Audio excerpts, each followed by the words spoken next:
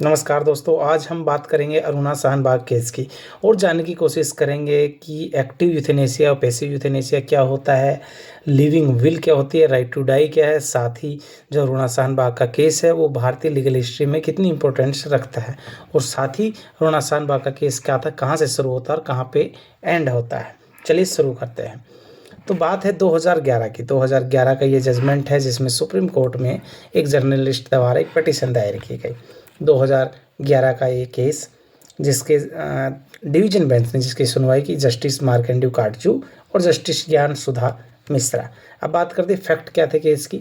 तो Aruna Shanbaug was a nurse in King Edward Memorial Hospital in Mumbai. एक nurse थी। 1973 के दौरान इन पे ब्रूटली असोल्ट हुआ और जिसकी वजह से ये अपनी मेंटल कंडीशन खो बैठी, यानी कोमा में चले गई। एक परसिस्टेंट वेजिटेटिव स्टेट जिसको बोलते हैं, एक लंबे समय से उसमें चले गए और उसके बाद समय आया 2009 का, यानी 2009 तक ये सिर्फ बिस्तर पे पड़ी रही मशीनों को सपोर्ट से। 2009 के अंदर एक जर्नलिस्ट पिंकी वर्मा है, उन्होंने एक रिट पिटीशन फाइल की under article 32 of Indian constitution और रिट फाइल की कि permission for the passive euthanasia यानी withdrawal of the life support. अब यहाँ पे समझिए कि पैसिव यूथेनेसिया क्या होता है, जिसके लिए रिट पिटीशन लगाई जर्नलिस्ट ने। पैसिव यूथेनेसिया का मतलब होता है अगर कोई ऐसा मरीज जिसकी हालत सुधरने की कोई उम्मीद नहीं है और एक लंबे समय से 10 साल 15 साल 20 साल से कोमा के अंदर है, तो उसका जो लाइफ सपोर्ट सिस्टम है, यानी जो मशीन है, वेंटिलेटर है, फीडिंग ट्यूब है और जो अलग जो इंस्ट्रूमेंट उसके लगाए गए हैं, उन सिस्टम्स को बंद कर दे, हटा दे और वो धीरे धीरे अपने आप मृत्यु को प्राप्त हो जाए पेशेंट। इसको बोलते हैं पैसिव यूथेनेसिया। और एक्टिव यूथेनेसिया का मतलब है कि आप उसको जो है पॉइजन इंजेक्शन लगा के, आप उसको टैबलेट दे के आप किसी को, अगर वो ऐसी लाइफ जी रहा है तो आप उसको मार दो, तो वो होता है एक्टिव यूथेनेसिया। लेकिन इंडिया में एक्टिव यूथेनेसिया बिल्कुल इलीगल है। पैसिव यूथेनेसिया इस केस के बाद लीगल हो, इससे पहले ये नहीं था, इसका कॉन्सेप्ट नहीं था। लेकिन अरुणा शाहनबाग के केस के बाद पैसिव यूथेनेसिया लीगल हो गया, लेकिन विद कंडीशंस। सुप्रीम कोर्ट ने कुछ गाइडलाइंस जारी की कि इन गाइडलाइंस के साथ आप पैसिव यूथेनेसिया किसी को दे सकते हैं। अब जैसे ही 2009 में पिंकी वर्मा ने ये फाइल की रिट, इसको अपोज किया। हॉस्पिटल का जो स्टाफ था उसने इसको अपोज किया। उन्होंने कहा कि वो केयरिंग करना चाहते हैं उसकी और इसमें पेशेंट का जो है लाइफ सपोर्ट सिस्टम को विड्रॉ करने की कोई ज़रूरत नहीं है। लेकिन सुप्रीम कोर्ट में जैसे ये पिटीशन है, इसके बाद कुछ इश्यू बने। 3 इश्यूज़ में पाए गए। सबसे पहले इशू था whether euthanasia is permissible under the Indian law. क्या इंडियन लॉ में पैसिव यूथेनेसिया को परमिशन मिल सकती है। दूसरा, whether the petitioner had the locus standi to file the petition.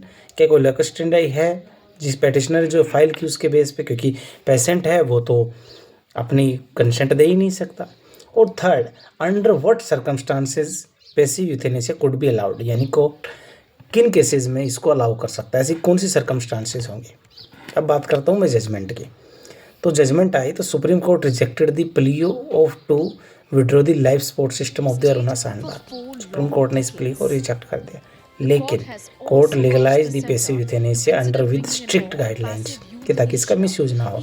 It held that decision regarding the withdrawal of the life support must be proved by the High Court consent. ठीक है। और साथ ही ये भी कहा कि पैसिव यूथेनेसिया को permission तो दी जा सकती है, लेकिन उसके लिए ज़रूरी है कि मरीज़ की हालत कैसी होगी। एक डॉक्टरों की टीम उसकी जांच करेगी, वो अपनी रिपोर्ट सौंपेगी। कोई उम्मीद नहीं है बचने की, एक लंबा समय हो चुका है, उसके पेरेंट्स का कंसेंट है, तो ही हम किसी को इसके लिए अलाउ कर सकते हैं।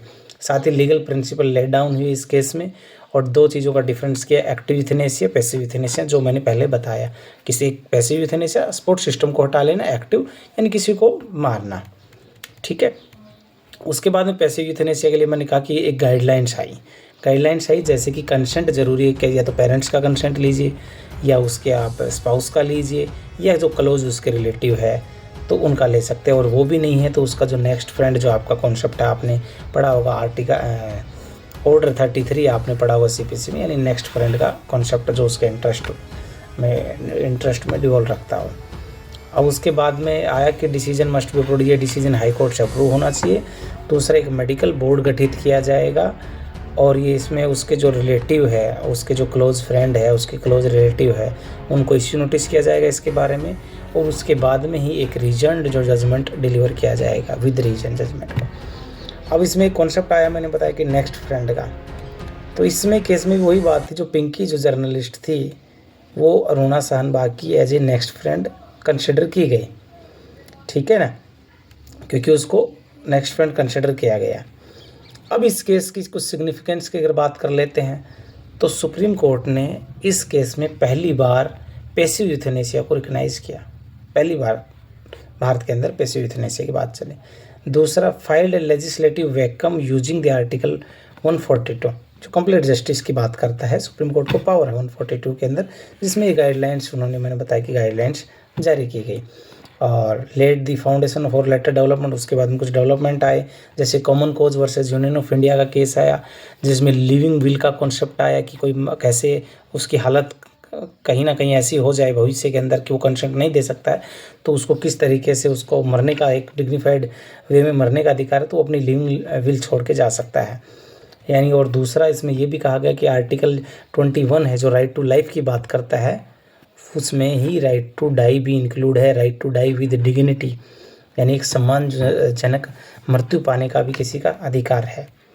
दूसरा, अरुणा जो शाहनबाग का केस था वो एक टर्निंग पॉइंट था इंडियन कॉन्स्टिट्यूशन के अंदर, जो बैलेंस करता है राइट टू लाइफ और राइट टू डाई के बीच को, और साथ में राइट टू लाइफ में ही एक कॉन्सेप्ट निकाल के लाता है डिग्निफाइड डेथ का, राइट टू डाई का। हाँ, साथ ही ये भी इंश्योर करता है कि जुडिशरी इस पर नज़र रखे कहीं इसका मिसयूज ना हो जाए।